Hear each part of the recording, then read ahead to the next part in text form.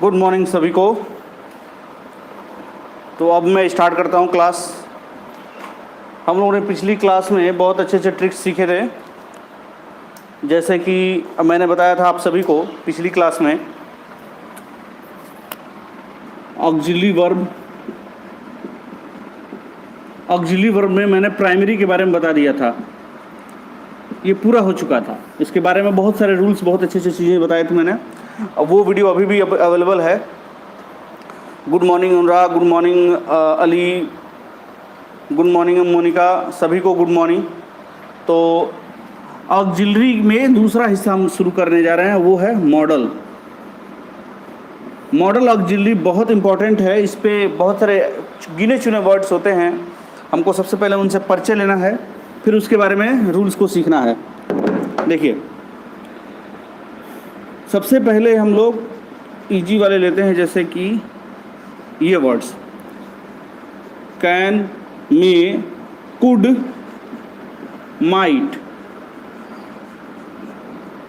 और भी वर्ड्स हैं जैसे कि जो फ्यूचर टेंस में यूज किए जाते हैं, shall, will, used to, about to,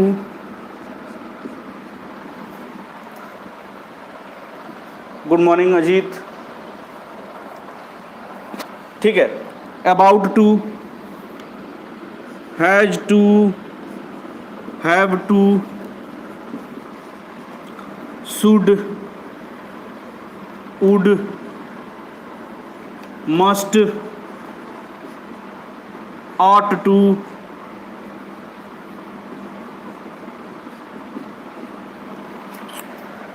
need, dare।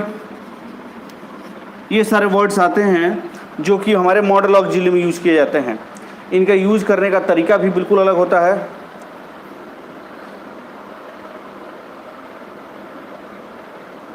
Online class चल रही है, अब पूरा हम लोग ऑनलाइन क्लास पढ़ रहे हैं। अभी फ़िलहाल शासन की तरफ से आदेश यही है कि ऑफलाइन क्लासेज नहीं चलेंगी। फ़िलहाल जब तक आदेश नहीं मिल जाता है तब तक हम लोग ऑफलाइन क्लासेज नहीं चलाएंगे।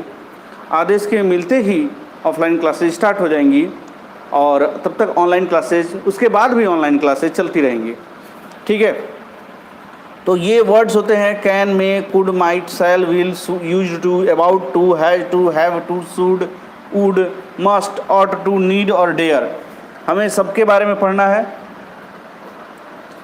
ठीक है, तो इन सबको पढ़ना है और इनको हमें टुकड़ों में बांट के पढ़ना है। जैसे जैसे जो वर्ड्स होते हैं उनको यूज कैसे कैसे करते हैं, वो सारी चीज़ें हमको सीखनी है। तो मैं शुरू करूँगा कैन और मे से, उसके बाद बाकियों को बताऊँगा। ठीक है, देखिए,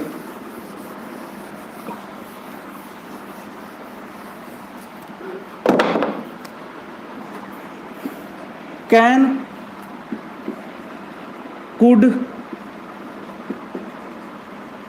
मे, माइट, इसके बारे में हम जानते हैं। देखिए, कैन का हिंदी और मे का हिंदी होता है सकना या सकता है, सकता हूँ या सकता था, इसी से जुड़ा हुआ वर्ड है ये।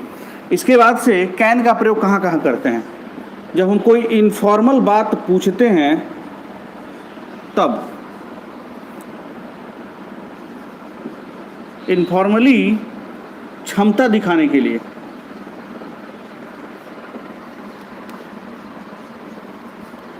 इनफॉर्मली क्या करने के लिए? क्षमता दिखाने के लिए। तो हमें ये यूज किया जाता है कैन का प्रयोग ऐसे, जैसे I can do this job. ठीक है, जबकि मे का जो प्रयोग होता है वो फॉर्मल तरीके से पूछा जाता है, परमिशन लेने में यूज किया जाता है। जैसे मे आई गो आउट सर, पूछा जा रहा है। तो देखा आपने, मे का प्रयोग परमिशन लेने के लिए यूज करते हैं। और भी जगहों पे मे का प्रयोग होता है जहाँ पे कैन का प्रयोग करना गलत होता है। आइए हम उसको भी देखते हैं, सीखते हैं। मे का प्रयोग और भी जगहों पे होता है, जैसे कि विश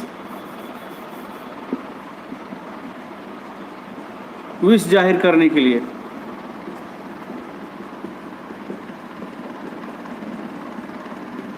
जैसे कि गॉड में यू लिव लॉन्ग, भगवान करें कि तुम लंबे समय तक जियो। ये विश को जाहिर करने के लिए वर्ड यूज किए जाते हैं। तो गॉड में यू लिव लॉन्ग ये वर्ड होता है, यहाँ पे मे का प्रयोग हुआ है। जब भी विश जाहिर करना हो, कोई आस्था से संबंधित कोई चीज़ हो, या किसी को आशीर्वाद दे रहे हों कि जाओ तुम्हारा भला हो, भगवान करे तुमको भला हो, ये सब बातें, तो यहाँ पे मे का यूज किया जाना चाहिए, न कि कैन का। ये मे के संबंध में थे कुछ वर्ड्स। अब हमको सीखना है कुड और माइट के बारे में। देखिए, कुड और माइट जो होते हैं, कुड और माइट कैन और मे के पास्ट फॉर्म होते हैं। जब आप इन्हें पास्ट फॉर्म में यूज करते हैं या फिर पैसिव वॉइस में यूज करते हैं तो कैन का कुड बन जाता है, मे का माइट बन जाता है। तो मेजर डिफरेंस बस यही है कि कैन और मे प्रेजेंट में यूज किए जाते हैं और फ्यूचर में यूज किए जाते हैं, जबकि कुड और माइट कैन और मे के ही बदले हुए रूप हैं जो कि पास्ट में यूज किए जाते हैं। तो अब हमने इसके बारे में सीख लिया कि यहाँ कहाँ कहाँ यूज होता है। अब हमें पढ़ना है इनके अदर यूजेस के बारे में।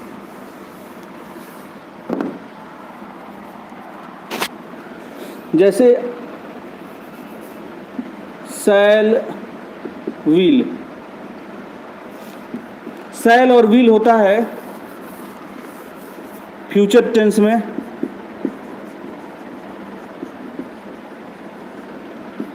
शैल का प्रयोग आई और विल के साथ होता है, बाकियों के साथ विल का प्रयोग किया जाता है। ये नॉर्मल रूल है।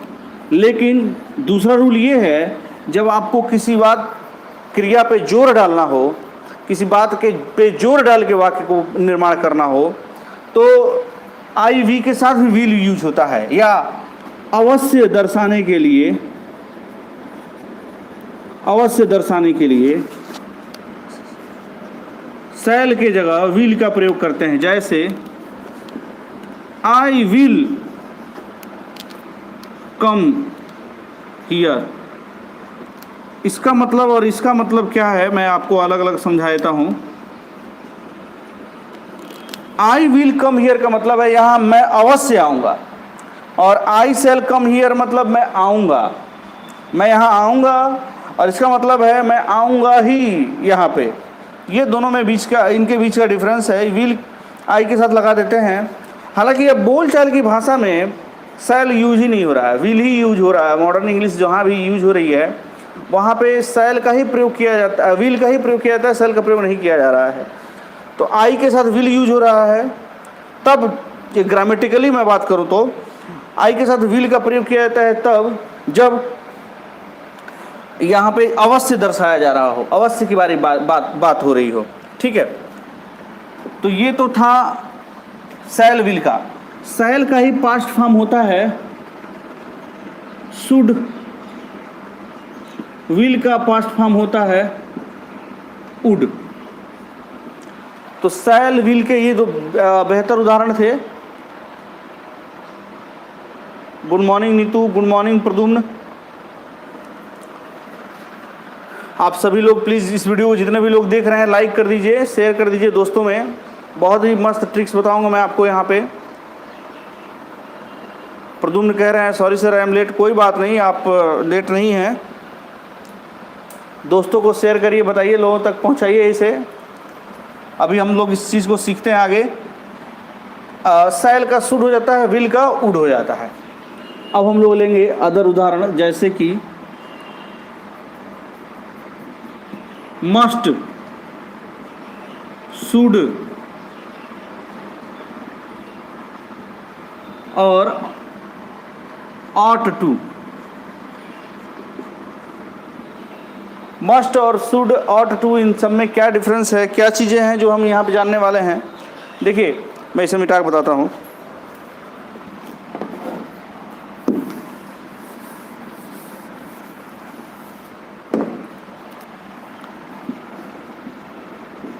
मस्ट और शुड में और ऑट टू में क्या समानता है, क्या अंतर है, वो सारी चीज़ें बताऊंगा। इन तीनों का हिंदी में अर्थ होता है चाहिए। हालांकि शुड का एक और अर्थ होता है, वो शैल का पास्ट फॉर्म होता है, ठीक है, लेकिन इसका एक और अर्थ होता है चाहिए, करना चाहिए। मस्ट का भी मतलब होता है चाहिए। ऑट टू का भी मतलब होता है चाहिए, लेकिन फिर तीनों का हिंदी में एक ही अर्थ है चाहिए, तो तीनों के बीच डिफरेंस क्या है ये जानना भी बहुत ज़रूरी है। आइए हम जानते हैं। ऑट टू, मस्ट और शुड में सबसे पहला डिफरेंस ये है कि शुड हम लोग राय देने के लिए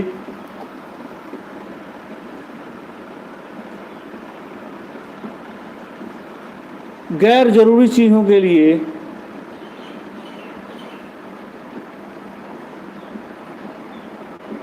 प्रयोग करते हैं। शुड का प्रयोग नॉर्मल वे में करना चाहिए, करते हैं हम लोग, जैसे कि you should stay here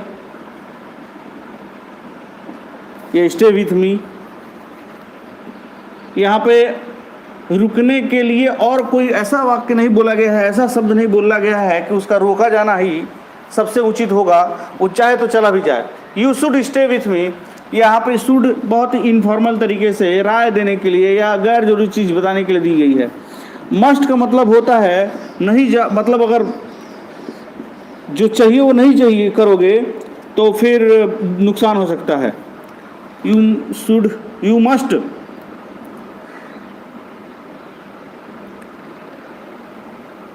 take care of your father, तुम्हें अपने पिताजी की देखभाल करनी चाहिए। तो यहाँ पे मस्ट यूज होना चाहिए, फादर की देखभाल करना। क्या पूछ रहे हैं, नीडेड नहीं हो सकता है क्या? कहाँ पे, कौन से वाक्य में बात कर रहे हैं नीडेड? ठीक है, you must take care of your father. अब इसको बारे में हमने इसके बारे में इसका मस्ट वाला रूप देख लिया। ऑट टू का मतलब होता है जैसे अगर आप नहीं ऐसा करेंगे तो या तो कोई मर जाएगा, मतलब इतनी सिचुएशन, इतनी गंभीरता हो, जब बहुत ज़्यादा गंभीरता हो तो ऑट टू का प्रयोग किया जाता है। आपको देखना ही चाहिए, करना ही चाहिए, या जो भी चाहिए वो बहुत ही गंभीर बात हो, एकदम नेसेसिटी हो उसकी, तब हम उस कंडीशन में ऑट टू यूज करते हैं। हाँ बिल्कुल, शुड का प्रयोग एडवाइस के लिए भी किया जाता है, उसी को मैंने लिखा है अंग्रेजी हिंदी में राय, ठीक है ली। तो you ought to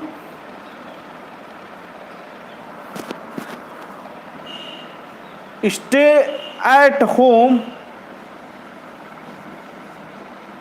in these days of pandemic. अभी जो महामारी चल रही है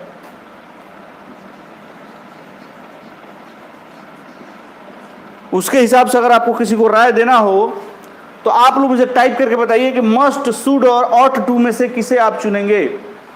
आपको किसी को राय देना हो शुड, मस्ट और ऑट टू में से, आज के समय में जो महामारी की सिचुएशन चल रही है, जो पेंडेमिक चल रहा है, जो कोरोना वायरस का खौफ फैला हुआ है, उसके हिसाब से आपको क्या बोलना चाहिए, ऑट टू या मस्ट या शुड? ऑट टू ही बोलना चाहिए भाई, जान का सवाल हो जा रहा है, अभी इतना बड़ा गंभीर मामला हो गया ये। तो ये है ऑट टू का प्रयोग। अब हम इसे आगे बढ़ाते हैं अगले वर्ड्स के साथ।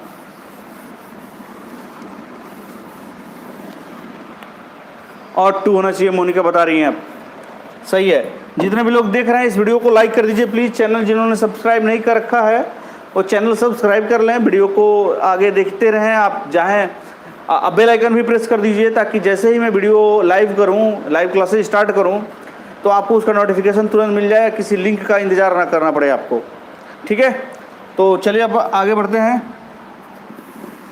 अब मैं आपको अगला चीज़ बताने जा रहा हूँ, बहुत इंपॉर्टेंट चीज़ है वो, यूज्ड टू। बड़ा इंपॉर्टेंट है। यूज्ड टू मतलब होता है, मैं किया करता था, या कोई चीज़ पास्ट में कोई आदत है, उसे दर्शाने के लिए यूज्ड टू का प्रयोग किया जाता है। कोई पास्ट की आदत को दर्शाने के लिए यूज्ड टू किया जाता है। जैसे मैं प्रतिदिन टहला करता था, मैं प्रतिदिन किताबें पढ़ता था, मैं प्रतिदिन समय से सो जाता था। बिल्कुल, तो ये सब होता है यूज्ड टू में। यूज्ड टू का अर्थ यही होता है पास्ट की आदतों को दर्शाने के लिए, पास्ट की आदतों के लिए। याद रखिएगा, ये बड़ा इंपॉर्टेंट है। प्रेजेंट में इन सब चीज़ों को यूज नहीं करते हैं। प्रेजेंट में अगर आपको किसी आदत को दर्शाना हो तो वहाँ के प्रेजेंट इंडेफिनिट में यूज किया जाता है, जिसमें डू डज यूज होता है, उस फॉर्म में यूज किया जाना चाहिए। प्रेजेंट में अगर कोई आदत आपको दर्शाना हो तो उसके लिए एक प्रॉपर टेंस बना हुआ है, प्रेजेंट इंडेफिनिट टेंस, उसके अनुसार उसमें वाक्य बनाया जाता है। अगर यूज टू का यूज करना है तो वो तभी होगा जब कोई पास्ट की आदत हो, हैबिट हो, उसे दर्शाना हो, तो वही आप यूज करना चाहिए। दूसरी बात, बहुत सारे लोग क्या करते हैं, प्रेजेंट की आदत दिखाने के लिए यूज के जगह यूज टू लिख देते हैं। ये सरासर वाक्य गलत होता है। ऐसा कोई वाक्य मौजूद ही नहीं है। यूज टू ही यूज होता है और वो वाक्य पास्ट टेंस में ही होना चाहिए, पिछले समय का ही होना चाहिए। ठीक है, तो यूज्ड टू के बारे में हमने ये जाना कि यह यूज्ड टू पास्ट की आदत को दर्शाने के लिए प्रयोग किया जाता है। यूज टू कोई वर्ड नहीं होता है। प्रेजेंट की आदत को दर्शाने के लिए यूज टू यूज नहीं होता है। इसके लिए प्रेजेंट इंडेफिनिट ही यूज होता है। याद रखिएगा इस बात को। अब हम बढ़ेंगे आगे। तो यूज्ड टू के बारे में हमने जान लिया, पास्ट की आदतों के बारे में जान लिया। अब उदाहरण लेते हैं। उदाहरण के तौर पे मैं पहला उदाहरण लेता हूँ। आई यूज्ड टू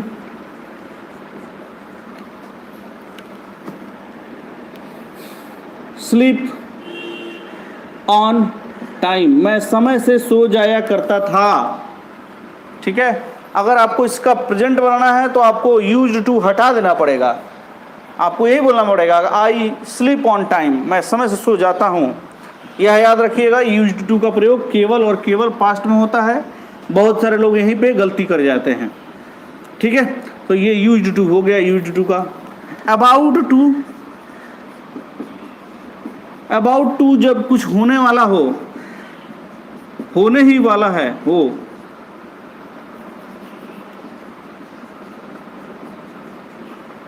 जैसे सी वाज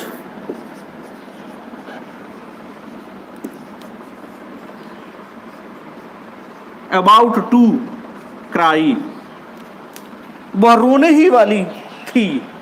ठीक है, तो ये सब वाक्य हैं। पेंडेमिक में अली बता रहे हैं, पहले अली बताए हैं शुड, फिर अली बता रहे हैं कि ऑट टू हो, बोलना चाहिए, बोलना सही होगा। बिल्कुल सही बात है। ऑट टू, पेंडेमिक जैसे सिचुएशन में आपको ऑट टू ही यूज किया जाना चाहिए। अब हम ये अबाउट टू के बारे में जानने जा रहे हैं। She was about to cry, वह रोने ही वाली थी। तो ये वाली वाक्य के लिए कुछ भी घटना घटित होने ही वाला हो तब ये अबाउट टू का प्रयोग करते हैं। ठीक है, दूसरा मिटा देता हूँ मैं इसे। अबाउट टू हो गया, यूज्ड टू हो गया, शैल, विल, के, can, could, may, might, should और वुड हो गया।